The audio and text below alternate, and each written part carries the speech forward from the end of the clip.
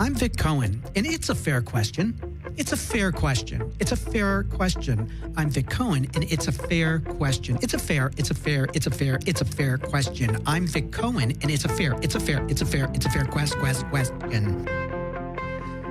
Hello, this is Vic Cohen broadcasting live. Yes, it's live from gorgeous, stunning, just spectacular Skidrow Studios in downtown Los Angeles, California, on the corner of Olive and 7th. I say that in case you want to drop something off. We take presents here. Well, the name of the show is It's a Fair Question, because on this show, every question is a fair question. There is absolutely no question that is ever too personal or ever off limits. Now, sitting across from me is an amazing lady. She is a great guest, and I cannot wait for you to meet her. But I'm gonna make you suffer and wait just a minute, because I want to share with you some exciting news for me. A lot of you know I work on a show called The Chase on GSN, and I recently found out that along with the other producers, I'm up for an Emmy for that, which is really cool. So I just wanted to share that with you. And also, for those of you who watch Deal With It on TBS, I just found out we've been picked up for more episodes, and so keep an eye out for that. And finally, a show I wrote on Copycat. It's a new singing competition show on MTV. If you can check that out, too. It just premiered. It's on MTV, 3 p.m. Pacific and Eastern Time, 2 Central. All right. Now I've gotten that taken care of. Let's get back to the show. And this lady, this beautiful lady sitting across from me, she's a stand-up comic. I've known her for years. Very funny and very sensitive. She really feels life. And I think that's what I love about her, even more than her comedy, because she's so human. And I just love that. I like when people share who they are and are vulnerable. So I'm really excited to have her, and I'm really excited for you all to meet her. And her name is Gabrielle Francis. Hi. How are you? Yeah, on that introduction, I think I might cry. Aw. You know, it's funny. I've always called you Gabrielle. I've never called you with the last name, Francis. It's yeah. Is that Catholic? It feels like a Catholic last name. I don't know why. No, not Catholic at all. It's a very non-denominational name. Is it? Okay. Yeah. It's just Francis? Yeah. I don't know. It sounds very, very formal. Mm-hmm. So how are you doing? Oh, I'm doing great. Thanks so much for having me, by the way. I want to thank you. I'm going to share with all of you what was the impetus for Gabriella joining us. We're Facebook friends. Yes, it's true. And but what's nice is she's one of the Facebook friends I actually know. There's some I don't. It's always bad, isn't that, Gabriella? And someone goes, "How do you know?" And you're like, "I don't." They're like, they're your Facebook friend, right? Like, okay, well, Gabrielle is actually a real Facebook friend of mine, and she posted, I'm going to read something to you all that she posted that really I found very interesting. So here it goes. She wrote, 17 years ago, and I'm not going to be paraphrasing, this is literally what she wrote. 17 years ago, I decided to turn my will and my life over to the care of a higher power. Prior to that, I was dying inside, eating nonstop and bulimic. Thank you to all the people who have mentored me along the way, my soul sisters and brothers, my beautiful friends and family, who love me no matter what, then and now. I used to hate my body and myself. Today, I'm free. I celebrate my life and yours. One of the many reasons I love being a stand-up comic is there is no age, race, weight, or height requirement, just the requirement to be true to yourself. So that was posted, 2 days ago? That was May 30th. Okay. And you know that because that's your date of sobriety, correct? With eating issues? It would be my sobriety date from the bulimia. From the bulimia. Okay. Yes. The last bulimic episode was on Memorial Day 17 years ago. All right. So first let's get into why you felt the need to post something so personal on Facebook. Because you're kind of outing yourself, and some people are very private about their addictions or recovery. I was outing myself, but at the same time, it's such a big deal.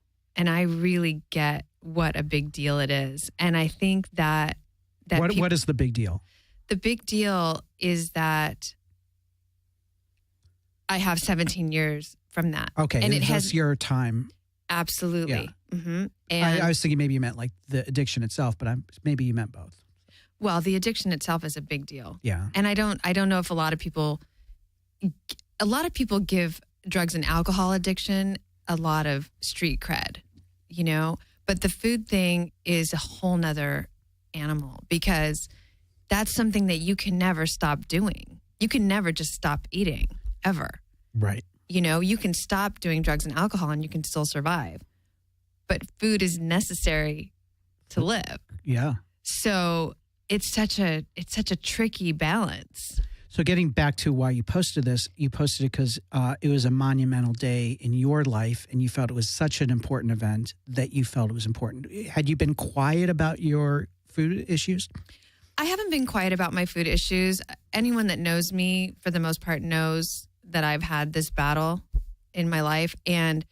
But I also feel that it's important to post positive things on Facebook and to give people hope.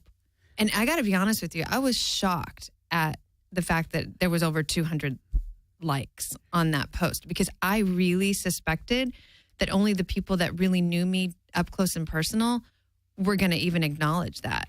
But the fact that so many people did, I thought, wow, this is amazing. So when you push send or post, did you have a certain feeling like when you put that out there after you'd written it? I felt content. I felt content. But then right afterwards, I thought, oh, I didn't say this. And oh, I didn't say that. And oh, I really wish I would have added more information. I forgot to mention the people I mentored.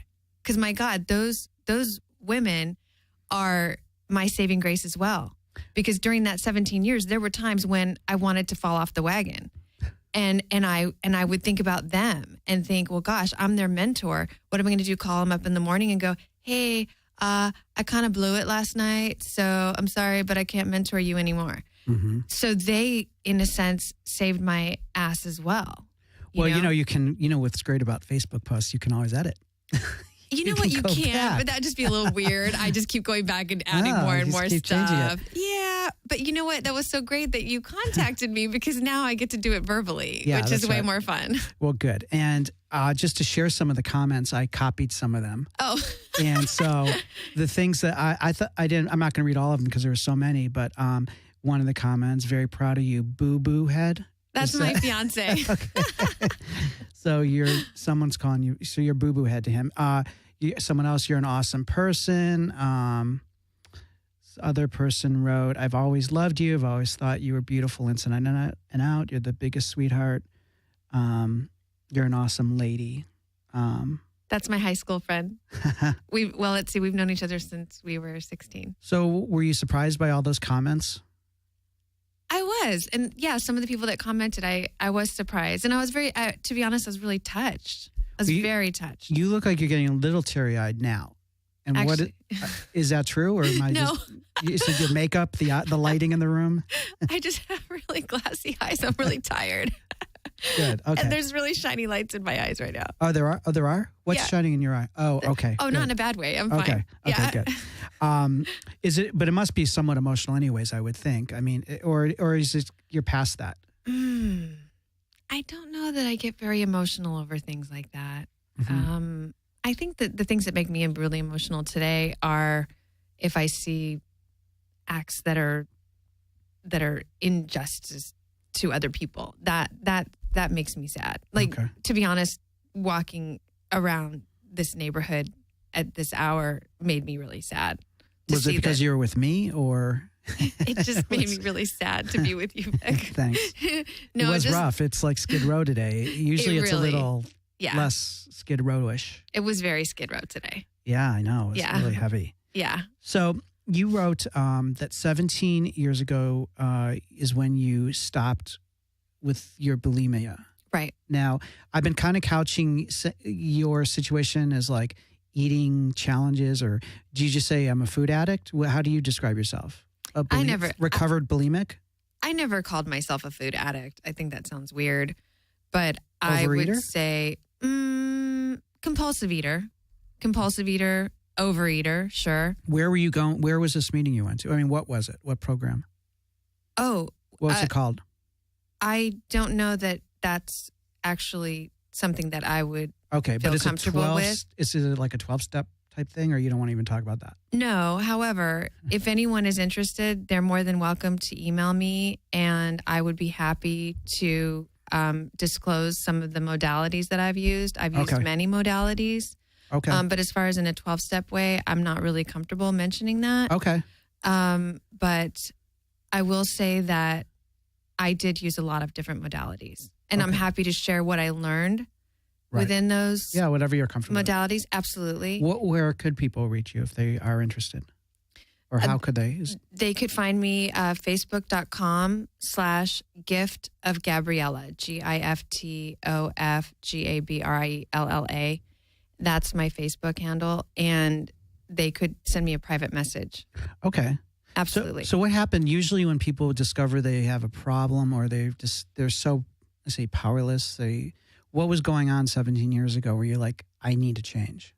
17 years ago, I was high on pot because a friend of mine had gotten me high because I'd had a really bad day. I'm not a pot smoker per se, but that day she insisted that that's what was going to make it better that day. And I was driving in my car and I was with a cheeseburger and I was looking at the cheeseburger and I was organizing the pickles to be exactly perfect on that cheeseburger. And I look up and I almost drove right into a parked car. So that was pretty serious. What was going on with the pickles? Well, I needed them to be perfectly organized so that I would have one in every bite. I see. Okay. Yeah. What was where was this? McDonald's, Burger? I have to really paint the total picture. I do believe it was probably McDonald's. Were there fries with that? Absolutely, always. But no fries in the burger. No, there were. No. You know, people lay the fries on, they open the bun. I've seen a lot of different. Yeah. Okay. So how was that indicative of, because that just sounds like maybe you like pickles. I do love pickles in my cheeseburger. I would say, though, that my food neuroses was life or death. That, I used to be a waitress and I would go to the manager's office and I'd be pounding on the door and she'd open the door and I'd be like, they forgot to put the pickles on this person's cheeseburger. And they'd be like, okay, it's not an emergency. They're like, if the building's not on fire and if someone's not injured, it's not an emergency. Like, to me, if someone's meal wasn't perfect, that was an emergency because it was to me. I was an amazing waitress. It sounds like it. Yeah. Very sensitive. Very sensitive. But I would say that not getting my food exactly the way I needed it when I wanted it was serious business. Was this like an OCD kind of thing? I guess you could call it OCD. Sounds like it.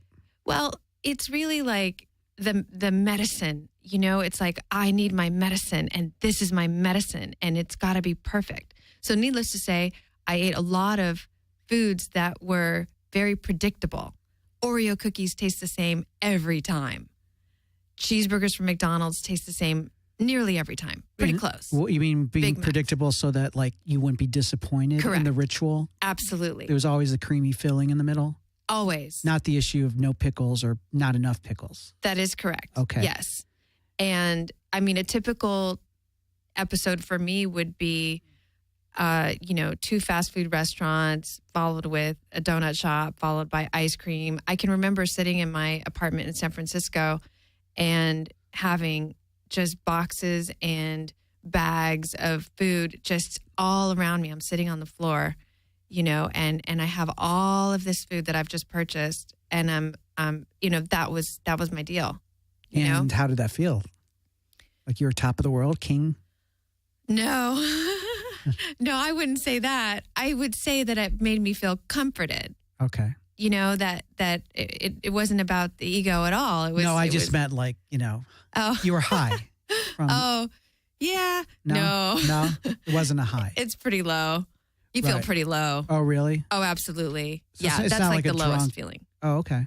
Yeah, the lowest feeling in the world, sitting there with the shame is just out of this world. It was a secret.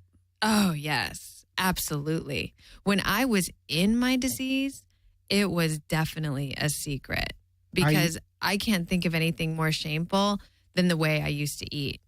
And then to follow it up with sticking your head in the toilet. I mean, that is just full on shameful. And the going public with that was something more recent then, like with that post, or Yeah, I don't think I've ever posted anything like that on Facebook. And I think because I'm a bit more of an alternative dark comedian and, my material is very left of center. It's not, I don't think, as vulnerable as I am in real life. Mm-hmm. So I do touch on very vulnerable subjects, no doubt about it, but they always take a pretty extreme left turn. But I think that in real life, people don't know what I've been through. They just see me. They just see me as this little person who's always smiling and you're bubbly. saying little because you're short in I'm stature. short. Yeah, Right. I'm little. Right. Mm-hmm. And I don't weigh a lot. I don't weigh a lot either. Yeah. So. And so do you consider yourself right now having an issue around food? I have an issue around Coca-Cola. Really? Oh, yeah, big time. Started about 5 years ago. The sugar or sugar-free? The real deal. The real thing, I should say. I'm sorry, Coke. I just fucked up your slogan. You're talking about Coca-Cola. Coca-Cola. The drink. The drink. Absolutely. Right. Okay. Yeah. And how does that show itself? It shows itself by the fact that I can't quit. So I once you just can't start, quit. like a 2-liter could go? Oh, no. Absolutely not. I'm not consuming mass quantities of it. I would say that it's just the fact that I don't want to drink it anymore, ever again. And I still do.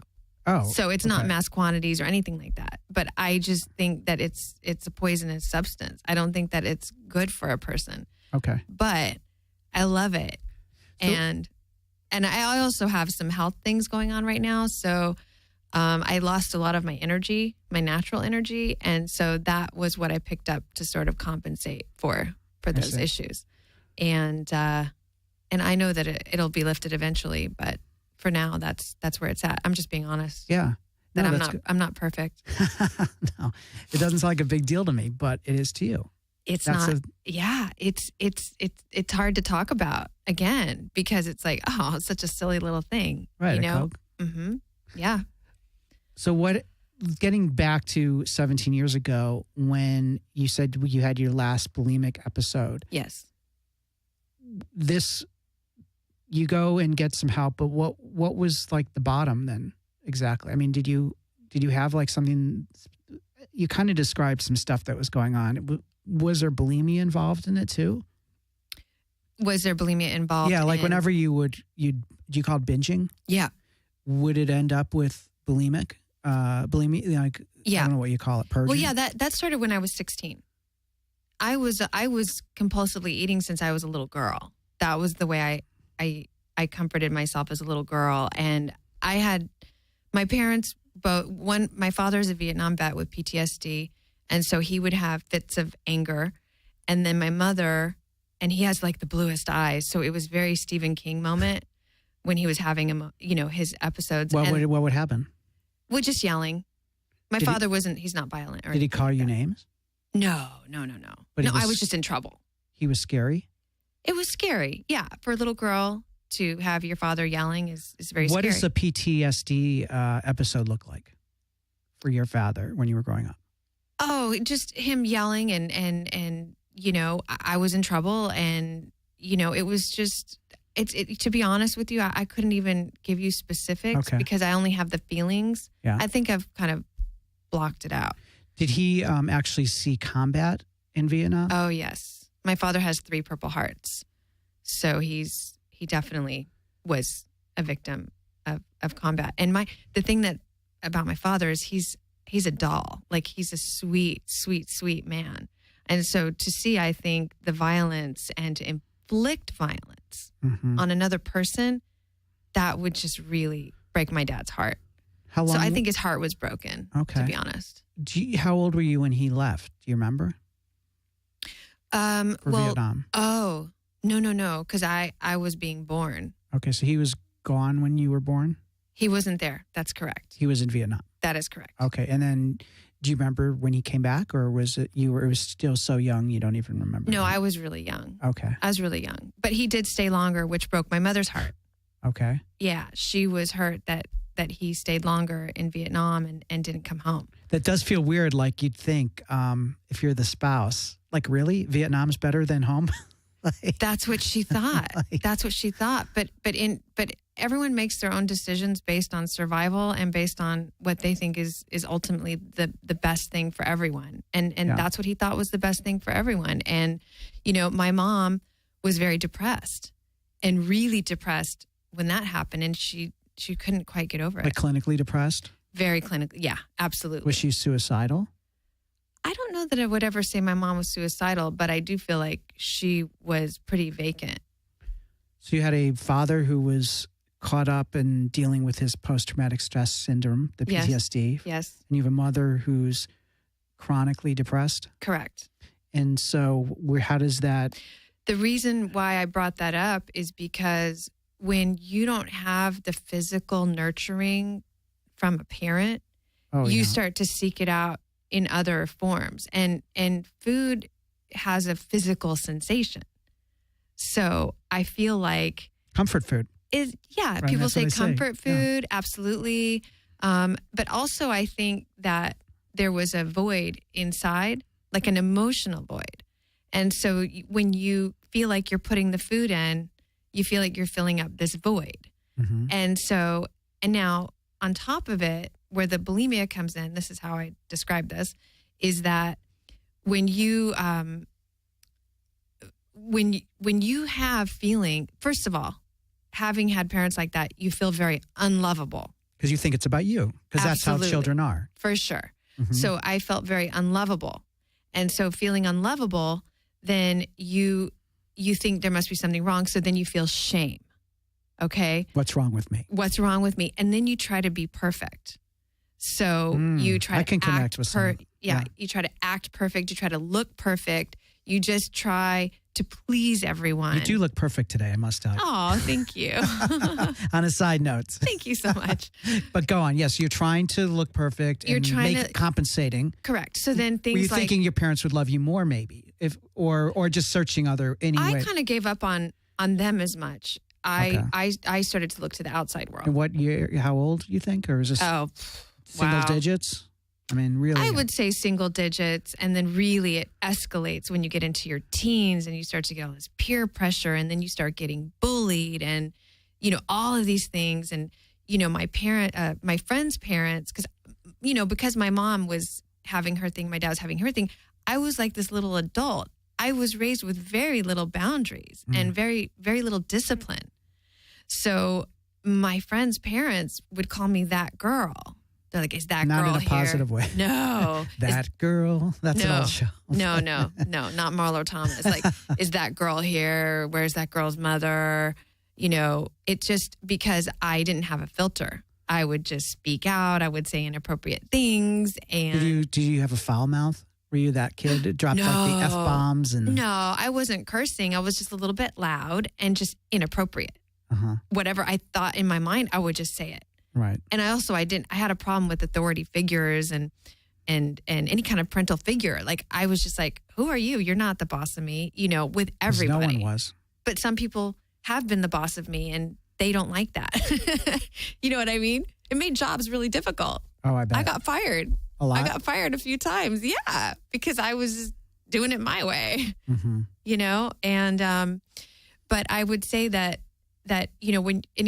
so about that shame. So in order to be pretty, you feel like you need to suppress ugly, quotes, emotions like anger and sadness and all of these things, because obviously if you're running around experiencing those emotions, then nobody will really like you. So that's where the bulimia comes in, because I think when you have all that shame, you just want to get it out. So I think of bulimia as like an exorcism. It's like exercising the negative emotions. Okay, because that you can't show the world. See, this is what I thought. I dated a girl who's bulimic, yes. And not that makes me like certified in anything, except I dated a girl who's bulimic. But my understanding was always that binging would be like eating a lot of food to fill the hole, the void, whatever it is, whether it's shame or disappointment, sadness, whatever. And then because the addict want to keep their bodies thin, they want to get it out as quickly as possible. So they would go to the bulimia.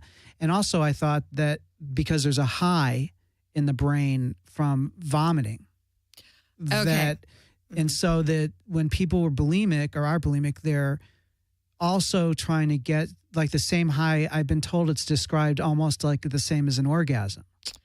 Oh, okay. So that's great that you bring that up because that's a whole nother aspect.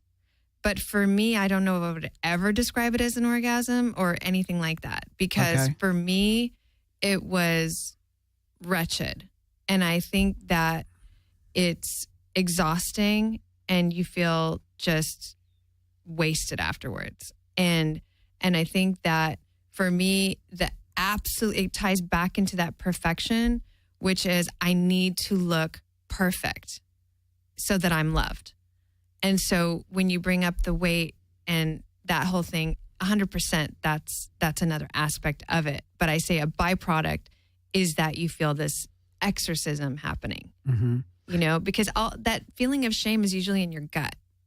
Do you know what I mean? Yeah. That's where your intuition you feel your intuition, all of that is inside. Where did you how old were you when you've had first experienced a bulimic? 16. Right. Okay. 16. And it would have been sooner, but I was unsuccessful. And so. You mean you tried? I tried and it was unsuccessful. And the way I learned about it was on an after school special. I was going to guess that. Yeah. Isn't that just ironic that, yeah. You know, and I don't think that was the objective of that TV show. Wasn't that what I think it was a movie. It was an ABC after school stuff. Yeah. You know, it's funny. A lot of girls I've met that are bulimic learned from there too. And it's just like, what? You know? You ever think about had you grown up where the internet had all these sites like they do now, what would have happened? Well, do you know, or were they starting to come up when you were that age? When you said sites, like, you mean self-help sites? No, like pro-anorexic sites, pro-bulimia. Oh, honestly, this is nothing that I ever wanted. I didn't want to live this way. And I definitely didn't want to live the way I was as far as the eating went. But I will tell you this. I thought I would live and die like that. I thought that was just me. So this is a whole new idea to me. Okay. The way eating disorders are described to me and in films, in like Lifetime movies, the girl wants to be thin because it makes her feel better. And you're saying that it didn't make you feel better. Something you said sounds different than what I've always thought. So here's what when I mentor people, this is what I tell them. You look thin, but inside, you know what you're doing to be that way. And everywhere you go, you're taking that with you because you know. And so the amount of shame that comes with that affects every area of your life, you know? And I feel like I want to be alive when I'm in the world. I want to be healthy. I want to be interacting. I want to feel joy. Women that are bulimic, let me just speak for myself. When I was bulimic, I could not feel joy. Not at all. It's not. Because you had a secret? You're just numb. Because you had a secret and also because of the physical exhaustion from doing it? I was a lie. I was a walking lie. You know, I look this way, and that's so, I'll tell you, I was just on tour in Sweden and the way that they thought this was hilarious to introduce me as we have a female American comic and she's not fat. And the whole audience would just roar with laughter. And they told me because they would say it in Swedish, and then they would come back to me and I would say, well, how did you introduce me? And then they told me, and I said, oh, really? So that's not how you asked. So is that what you? So that's what you guys think of American women, is that they're all fat? And I was pissed. I was like, well, you don't know me. I was fat for most of my life in my mind. Were you ever really fat though? I mean, besides, like on a scale? I was about 25 pounds heavier at my highest weight. Yeah. So, I mean, and I'm not that tall. So for me, but once I got into recovery, my weight didn't fluctuate more than 10 pounds. And that's a big deal. That's a really big deal. So something you said that you saw your future as always being this way. 100%. So what happens where you found some hope? I think that I had to see that other people were like me first. That was the first thing, because I didn't know anyone that was like me. I didn't know anyone that ate like me, and I didn't know anyone who was bulimic. So once I did, and then I found out that they weren't anymore, that gave me a lot of hope. And so that was my first experience with really sticking with something, because I wanted it so bad. You know, I was desperate to be different.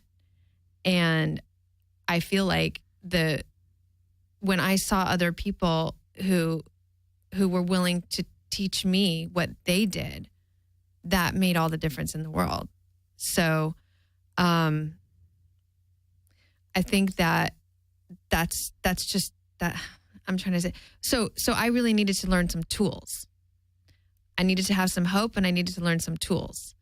And so some of the tools that I've used have been writing.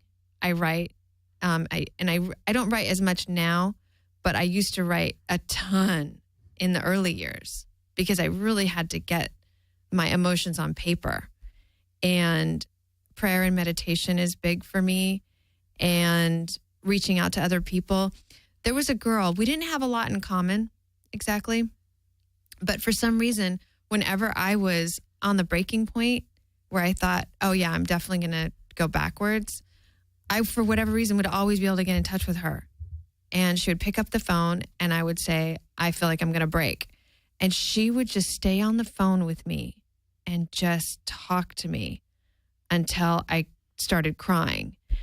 And it was those tears that I was running away from. It was the vulnerability that I was running away from. And so to have those tears is what saved my life. And so did she, you know, because she was willing to be on the other end and just be, really. She's not, you know, she's not a magician. Mm-hmm. She was just another human having an experience and holding, you know, reaching out her hand to me like someone had done for her. Some of these, I'm going to call it an addiction. Would that be fair to say? An addiction? Yeah, the bulimia. Oh, absolutely. Okay. Yeah. There are times when addicts want to go back to their addiction, particularly, it doesn't matter what the addiction is, but usually it's under stress, life challenges, uncomfortable feelings. Over the 17 years, how close to the edge have you gone to doing something? I don't know how to describe it. We say purging is the same as... Sure, yeah. You know, so when, like, how many times has that happened? Or is it something you struggle with even to this day? I would say in the first couple of years, 3 years, 5 years maybe, it was a lot more frequent, probably like once a week and, you know, that kind of thing. But then over the years, it got to be less and less. And I would say, I mean, I was just on vacation in Europe, and I was this close. I mean, I'm literally in like the most beautiful place I've ever been in the world. You're talking about?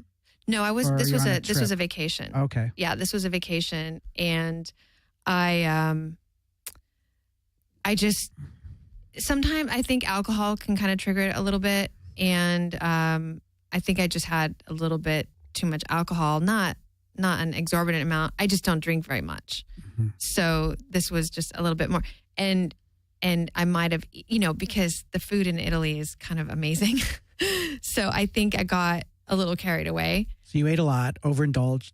But it's not even that much. I just don't eat that much anymore, and I don't really drink. But so it's still, the there was something that, okay, so you I was were vulnerable. I was just too full. Yeah. I was just too full. How did you not end up doing that? I have a partner who's amazing, and Your fiance. Yes, he actually works as an interventionist, and so that's convenient. You are marrying an interventionist. That helps. Yeah. Perfect. Yeah, but you know, he's very sensitive, and so I can be honest with him about where I'm at, and also I know just how to just get really calm when I'm in that space. You know, it means I just need to go and just chill out.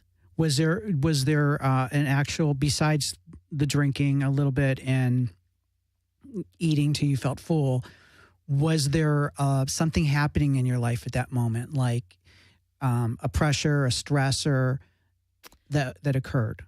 Actually, yeah, I think that the stress might have just been the fact that we were really having this amazing experience. And I think it's so funny you were saying about stresses and this and that can bring it on. But sometimes it's just getting out of your comfort zone can make you feel a little frightened, because because I'll tell you, having an eating disorder and any addictions are really about keeping your life very small. It's just about you and that substance, whatever it is. So your life is really, really small. And so once you start to recover, then it's all about like spreading your wings and starting to really be out in the world. And that can be a little scary sometimes. I think that's a great point. I mean, one of the things that for myself, being a single guy, I feel like I need to be with someone who isn't in an active addiction. I would date anyone if they were, let's say, recovered or in a very solid place in their recovery if they're in addiction. But as far as when someone's in the addiction, I always believe that they do already have a relationship and it's with that addiction. And I will always be an outsider. That's been my experience when I have dated someone, a couple people, I believe, who had eating issues. And so I hear what you're saying. I mean, it makes sense. That's all I'm saying. Mm-hmm. Right. And also, I think, too, I have a lot of physical pain in my body. And I think that can really trigger as well, because I'm actually in physical pain. Okay. And so there's a tendency to want to get out of pain. Is the recovery, a lot of it about how to recognize feelings that in the past would have unconsciously led to acting out? And to be aware. Wait, say that again? Is part of the recovery being aware of, more conscious of what in the past was an unconscious trigger and intervening on yourself in a healthy way using these new tools? Yeah, is that part absolutely. of what recovery is particularly with, I would imagine it's with any addiction. Absolutely, because I think that acting out is really bailing out on yourself. And so, because there's a solution for every single thing that you have in your life that you struggle with. There's a solution. And sometimes there's not a solution per se, but how you look at it is sometimes the solution, if that makes sense. Mm-hmm. For instance, I don't like it that I'm in physical pain, and I'm doing everything I can to get to the bottom of that. But the reality is that this pain has made me more humble, and it's made me more compassionate. I never had a broken arm. I never had any kinds of physical ailments like that. I've never had stitches, Would you like some? I can do that. No, thank you. But I have, because I have now. But the thing is like my friends that, had gone through major surgeries or anything like that, I had no clue, what a person going through that would What mean. is going on? Just because we do call this show, it's me. It's a fair question. So I have to ask, because I know all of you listening or many of you are probably wondering, like, what is going on with you? Oh, why am I physically? in pain? Oh. I mean. Well, I had a spinal fusion in 2006, and I was rear-ended twice after that fusion. Okay. So I was in 2 car accidents. Oh my God. And so I think it basically rattled my cage. So that's what's going on. You're dealing with the effects of that. Okay. Yeah, absolutely. You're okay. I mean, oh yeah, it's not life-threatening. No, it's not life-threatening. Okay. However, it does threaten my life. Well, it does in a way, because if you were to act out over this, yeah. Does part of what keep you from not purging just because you still remember the pain like it was yesterday? Oh, I remember it like it was yesterday. No doubt about it. And also, I will say this, to me at the time, I thought, oh, I'll just do it once a week for a month, I'll get to my goal weight and then everything will be great. But it doesn't work that way, because if you don't deal with, for me, I'm not a bulimic first. I'm a bulimic second. I'm a compulsive eater first. Food was my drug. So and I do want to say this, I think it's really important that people know this. My experience was I had no idea how to eat. I notice a lot of girls that I mentor, one of the biggest issues that they have when I ask them to tell me what they eat in a day, boom, breakfast is always the culprit. That a lot of women wake up and they don't want to eat. I don't eat breakfast. Yeah, a lot of people don't. But I'm a man. But I'm not. I haven't mentored any men, so right. So your bodies I skip are the breakfast because I don't want the calories, unless I'm working on a show. Really? I think I have some eating stuff. I'll share them with you real quick, and you can tell me. Okay. Mm-hmm. I think that everyone. I don't know. That's a big statement, but I think a lot of people do. And then it goes unrecognized. But the difference is, at what point does it become life-threatening and shameful? Like, I'm proud of some of my techniques of eating. Like, I share them with people. Like, one of them is, like, I found a way on TV sets, they have a lot of food, and I found a way to eat donuts without ever gaining weight. And I just lick the tops. Oh. And then, this is really bad. I hope you don't put them back. No, I find a bulimic around the corner. Yeah. Here. Oh, God. I'm kidding. She's not going to touch that's that. Horrible. Oh, No, that's for it's sure. not perfect anymore. Absolutely. Yeah, good point. I didn't realize that's common with bulimics, that it has to be perfect, the food. Is that just you, or is that a common thing? Well, I think it's very common that it has to be exactly what we want. Most definitely. That's a big deal. However, I have eaten stuff that I threw away. Like, I would throw it in the trash and say, okay, I'm done with that. And I throw it in the trash, and then I go back and take it out. Okay. Yeah. Here's something I stopped doing because I realized it was bad for my teeth and also my stomach. And I realized it is someone said to me, that's like an eating disorder. And then I stopped. So the fact I could stop makes it not really, because it's usually when people are powerless and they can't stop. That's correct. So this is a crazy thing about my weight. I don't want to be fat. I think it came from my parents. And so like with all this food around, I would eat dark chocolate, put it in my mouth, chew on it, and then spit it out. And so I would just get the taste of the chocolate, and then it would be gone. But the problem was I was getting cavities. And also I realized there's a name for this, that it actually had a name, scared me. And then what was the name you heard it was called? I forgot. Disgusting? Yeah. A big waste of chocolate? Yeah. But I would go through like dark chocolate, like a ton.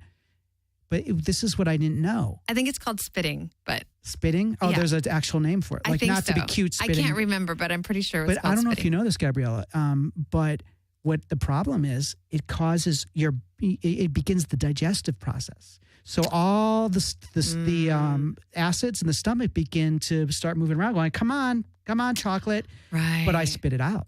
Aw. So there's it can screw up my digestive tract. And I have Crohn's disease, not from that. So I really shouldn't be messing around with anything that can affect my eating.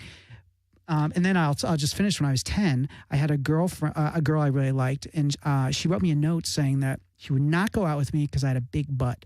Oh. When I was 10. Oh, my God. And I put myself on a diet immediately. Oh. Yeah. Well, I do want to say one thing, which is that what I do want to share is that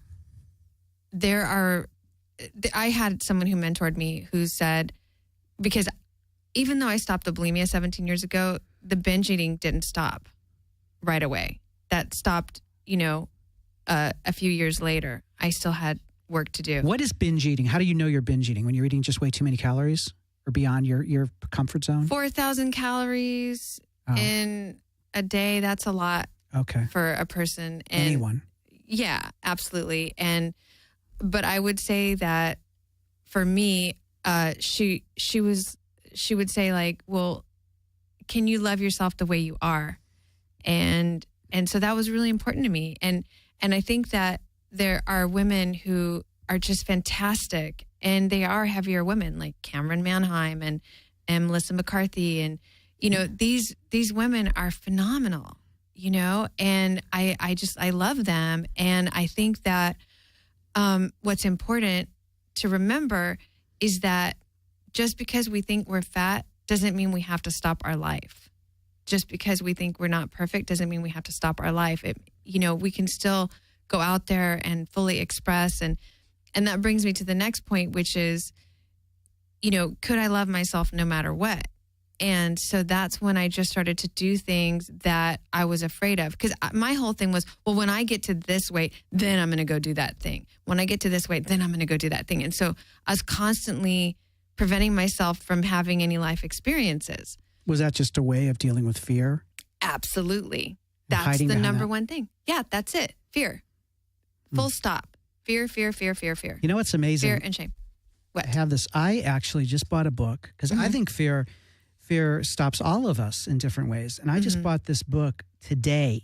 And I was going to share it with you actually after the show. But I have it right here. I'm going to hold it up to the camera. Aww. And it's called Fear.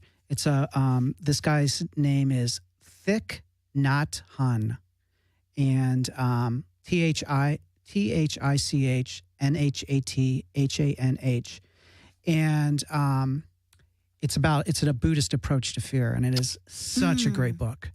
I love it, and I really highly recommend it. But you find that fear is a root cause of a lot of yeah, for me it was number one. And I think so. How'd you get through the fear? Fear of rejection. Well, how did you do that? Like, feel the fear and do it anyway. Well, okay. I mean, I get that slogan. I actually bought that book just because I liked the title, and I even read the book and highlighted it, but it still didn't get me to do his stuff. Yep, but that's it. So what I had to do was write a list of everything I was afraid of, and then do it. What was on that list? Oh, wow! And keep it clean. Well, I like saying that, then it becomes not clean. Going, yeah. Like mainly getting an agent, or I mean, professional stuff. A lot of professional stuff. Traveling was really scary for me. I've traveled a lot now, and I want to travel like all the time. That's all I want to do. But before, I was just so afraid that, I was going to miss something. I didn't want to go away. I was going to miss something. Well, I just want to backtrack because we're getting close to out of time here. Oh, wow. I always find, and I kind of asked this already, but I want to see if I can maybe answer it another way to get the answer I'm curious about the most with this question. Most people who have an addiction have a bottom where they're like, life is just not, I can't do it. I'm done. So when you had your last bulimic experience, was it a light bulb moment? Like, this is it. And if so, describe that. And if not, I mean, why was that the last time? Most people say an addict needs a bottom. Because I accidentally stumbled into a place that I discovered these other people. So that was kind of what happened. But how do you even end up in this place? I mean, you just knew you had a problem and you were trying to find different solutions? I was looking for a support group. Okay. I was looking for a support group and in another area, in a codependent area. Okay. Because that's all I knew. Yeah, because I had a friend of mine who was in this support group for codependence. This is literally what happened. My friend was in this support group for codependence, and I went to one of these groups. And at that time, I was just looking for that. I wasn't looking that for... That seemed to be the thing that was on fire that needed to be put out. Yeah, and this paper, this thing that I saw that the meeting was at that place, something was wrong. It wasn't there. And so the guy was like, oh, why don't you go to this other place because they have a lot of, support groups there. And so you should just go there. And so I did. And then they coincidentally had a support group for anorexics and bulimics. And I was like, oh, I guess you can kind of relate to those people. And I went there. And then that's when my mind was blown because I was like, oh my God, all these people are just like me. Whoa. I thought I was the only one. And from that first meeting with all these people, this group, were you like, I'm ready. I want to just change my life? I was ready long before that, but had no idea how to get help. Therapy did not help me. It didn't help. I needed way more accountability than that. Mm-hmm. You know, I needed like constant care, really. What does that look like? Phone calls? Phone calls and showing up every single day. Like for 2 years, I showed up to this support group. Wow. Okay. Great. Yeah. And it doesn't cost anything, right? I mean, like that No. could be a fortune. Did you ever do inpatient or outpatient at a eating type disorder place? Actually, I was suicidal when I was 19 and You dropped that bombshell on us when we're almost out of time. yeah. You know, I want to ask about that. Was that as a result of everything we'd already talked about, the childhood, the life, of the depression around your own?